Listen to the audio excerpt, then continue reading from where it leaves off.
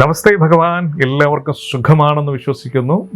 ഇന്ന് നമ്മൾ മനസ്സിലാക്കാൻ പോകുന്നത്, ഒരുപാട് ആൾക്കാർ എന്നോട് വാട്സപ്പിലും കമൻറ്റിലും ഒക്കെ ഇമെയിലൊക്കെ എഴുതി ചോദിച്ച ചോദ്യമാണ്. വിളിച്ചൊക്കെ ഒരുപാട് ചോദിച്ചിട്ടുണ്ട്. ഒരുപാട് അമ്മമാരാണ് ചോദിച്ചിട്ടുള്ളത്. എൻ്റെ മകന് അല്ലെങ്കിൽ എൻ്റെ മകൾക്ക് വിദ്യയിൽ വിജയം നേടാൻ വേണ്ടിയിട്ട് വളരെ ലളിതമായ രീതിയിൽ എന്തെങ്കിലും മന്ത്രം എനിക്ക് തൊട്ടുരു ജപിച്ചുകൊണ്ട്, നെയ്യ് എന്തെങ്കിലും ജപിച്ചുകൊണ്ട് കൊടുക്കാൻ പറ്റുന്ന എന്തെങ്കിലും ഒന്ന് പറയാമോ എന്ന് ചോദിച്ചിട്ടുണ്ടായിരുന്നു. അതാണ് നമ്മളിന്ന് മനസ്സിലാക്കാൻ പോകുന്നത്.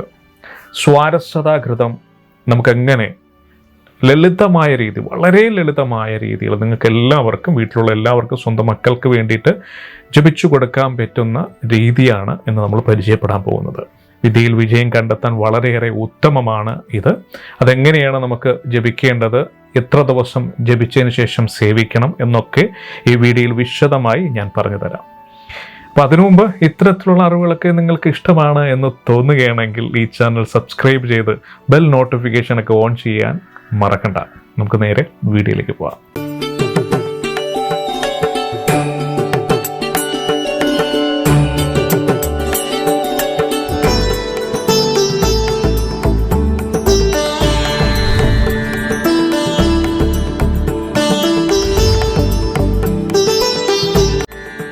സനാതന ധർമ്മപരമായ അറിവുകൾ നേടാൻ ഈ ചാനൽ സബ്സ്ക്രൈബ് ചെയ്ത് ബെൽ നോട്ടിഫിക്കേഷൻ ഓൺ ചെയ്തിടുക. നിത്യേന നിങ്ങളുടെ വീടുകളിൽ അല്ലെങ്കിൽ ഈ മന്ത്രം പരിചയം നമ്മൾ കാണുന്ന വ്യക്തികൾക്ക് തീർച്ചയായും ഏതെങ്കിലും ഒരു മന്ത്രജപം നിങ്ങളുടെ വീട്ടിൽ നിങ്ങൾ ജപിച്ച് തുടങ്ങിയിട്ടുണ്ടാവും എന്ന് ഞാൻ വിചാരിക്കുന്നു. അതിൻ്റെ അടിസ്ഥാനത്തിൽ ഞാൻ പറയുകയാണ്, വീട്ടിൽ ഗായത്രി, അഷ്ടാക്ഷരി, പഞ്ചാക്ഷരി എന്നീ മന്ത്രങ്ങൾ നിത്യേന ജപിക്കുന്ന ഒരു വ്യക്തിക്ക് നമ്മൾ ഇന്ന് പരിചയപ്പെടാൻ പോകുന്ന സ്വാരസ്വതാഘൃതം ജപിച്ചു കൊടുക്കാൻ സുന്ദരമായിട്ട് സാധിക്കും. മറ്റൊരാളെ ആശ്രയിക്കേണ്ട കാര്യം തന്നെയില്ല.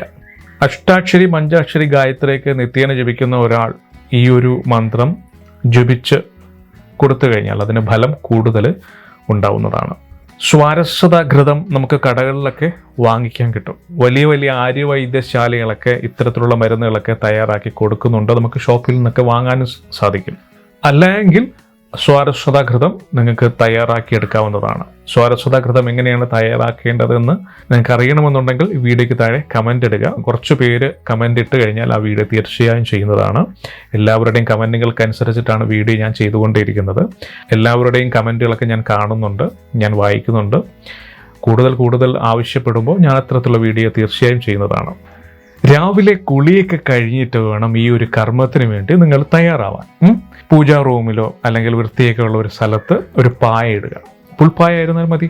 പുൽപ്പായ ഇട്ട് അതിൻ്റെ മുകളിൽ നല്ല സ്വസ്ഥമായി റിലാക്സ് ചെയ്തിരിക്കുക. എന്നിട്ട് കിഴക്കോട്ട് വേണം തിരിഞ്ഞിരിക്കാൻ.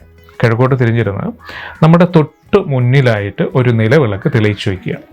5 തിരിയാവാം, അല്ലെങ്കിൽ ഇണത്തിരിയോടുകൂടി കിഴക്കും പടിഞ്ഞാറും തിരിയിട്ടാലും മതി. എന്നിട്ട് ഈ തെളിയിക്കുമ്പോഴൊക്കെ സരസ്വതി ദേവിയെ നന്നായിട്ട് സങ്കല്പിച്ചോളുക. തിരി തെളിയിക്കേണ്ട മന്ത്രങ്ങളൊക്കെ ഉണ്ട്, തിരി തെളിയിക്കേണ്ട രീതിയുണ്ട്. അതൊക്കെ നിങ്ങൾക്ക് കൂടുതൽ അറിയണമെന്നുണ്ടെങ്കിൽ ഈ വീഡിയോയ്ക്ക് താഴെ കമൻറ്റ് ചെയ്താൽ മാത്രം മതി. കൂടുതൽ കമൻ്റ് ആവുമ്പോഴത്തേക്ക് ഞാൻ ആ വീഡിയോ തീർച്ചയായും ചെയ്യാവുന്നതാണ്. ഇനി നമുക്ക് ജപിക്കേണ്ട മന്ത്രത്തെ നമുക്ക് പരിചയപ്പെടാം. മന്ത്രം ഇതാണ്, ശ്രദ്ധിച്ച് മനസ്സിലായിക്കോളൂ. ഓം സം സരസ്വത്യൈ വിശ്വപ്രിയായൈ വിശ്വമോദായൈ സാമഘോഷാലം കൃതായേ ഐം ക്ലീം സൗം വിദ്യാവിജയം മേ ദേഹി ദദാഭയ സ്വാഹ. ഇതാണ് മന്ത്രം. ഈ മന്ത്രമാണ് നമ്മൾ സ്വാരസ്വതാഘൃതം തൊട്ട് ജപിക്കേണ്ടത്. ഈ മന്ത്രത്തെ ബൈഹാർട്ടാക്കുക. ഓക്കെ, ഇനി എങ്ങനെയാണ് ജപിക്കേണ്ടത് എന്ന് ഞാൻ പറയാം. ഞാനൊരു സ്വാരസ്വതാഘൃതം വാങ്ങി വെച്ചിട്ടുണ്ട്. നിങ്ങൾക്ക് മനസ്സിലാക്കാൻ വേണ്ടിയിട്ടാണ്. കണ്ടോ, വാങ്ങിയതാണ് ഇത്. നമുക്ക് ശുദ്ധമായ ഇത് ഞാനിപ്പോൾ ചൂടുവെള്ളത്തിൽ ഇറക്കി വെച്ചതിനെ നന്നായിട്ട് ലൂസാക്കി വെച്ചിട്ടുണ്ട്. അതുകൊണ്ടാണ്. കണ്ടോ, ഇനി ഇത് നമ്മളൊരു ഓട്ടുരുളിയിലേക്ക് ഇത് പൊട്ടിച്ചൊഴിക്കുക. എന്നിട്ട് ഓട്ടുരുളിയിൽ വെച്ചിട്ട് വേണം ഇത് തൊട്ടുരു ജപിക്കാനായിട്ട്. ഇനി നമുക്ക് വേണ്ടത് ഓട്ടുരുളിയാണ്. ഞാനൊരു ചെറിയ ഓട്ടുരുളി എടുത്തിട്ടുണ്ട്. നമുക്ക് ആ നെയ്യ് കൊള്ളാൻ പാകത്തിനുള്ള ഒരു ഓട്ടുരുളി. നിങ്ങൾക്ക് മനസ്സിലാക്കാൻ വേണ്ടി മാത്രമാണ്, സാമ്പിളായിട്ട് ഞാൻ കാണിക്കുന്നതേ ഉള്ളൂ. അപ്പോൾ ഓട്ടുരുളി എടുത്തിട്ടുണ്ട്. ഇനി വേണ്ടത് ഇണദർഭയാണ്. പലവരും ചോദിക്കാറുണ്ട് ഇണദർഭ എന്താണെന്ന്. അതായത് ഒന്നുകൂടി ചേർന്നതാണ് ഇണദർഭ എന്ന് പറയുന്നത്. 2 ദർഭ, ഞാൻ ഇണദർഭ എടുത്തിട്ടുണ്ട്. ഇതാണ് ഇണദർഭ. 2 ദർഭ ചേർന്നതാണ് ഇണദർഭ.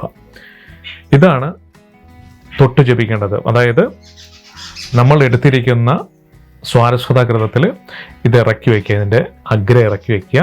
അതിനുശേഷം മോതിരവിരൽ, തള്ളവിരൽ, ഈ 3 വിരലും മാത്രം തൊട്ടുകൊണ്ട് ചൂണ്ടുവിരലും ചെറുവിരലും ഉയർത്തി പിടിച്ചുകൊണ്ട് മന്ത്രത്തെ ഉരുവിടുക. 3008 ഈ മന്ത്രം ജപിക്കേണ്ടത്.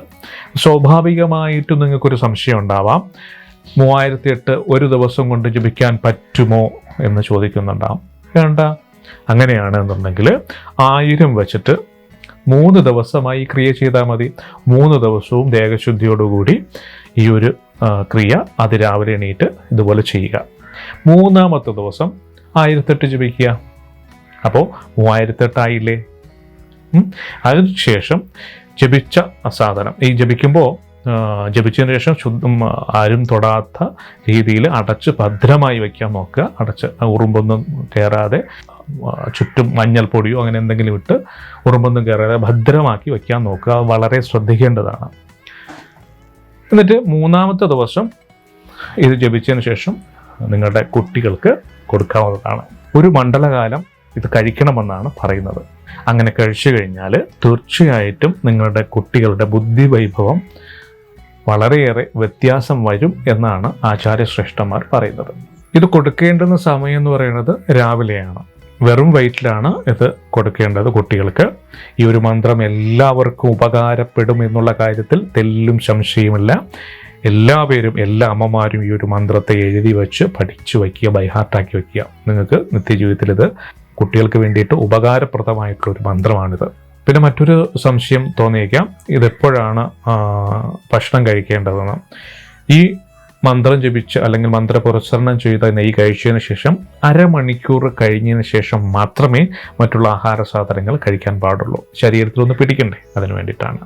അപ്പോൾ ഏകദേശം എല്ലാവർക്കും വളരെ ലളിതമായ രീതിയിൽ എങ്ങനെയാണ് സ്വാരസ്വതകൃതം തൊട്ട് ജപിച്ച് കുട്ടികൾക്ക് കൊടുക്കേണ്ടത് എന്ന് മനസ്സിലായില്ലേ? ഈ വീഡിയോ നിങ്ങൾക്ക് ഇഷ്ടമായിട്ടുണ്ടെങ്കിൽ തീർച്ചയായും ലൈക്ക് ചെയ്ത് സപ്പോർട്ട് ചെയ്ത് വീഡിയോ ഷെയർ ചെയ്യുക.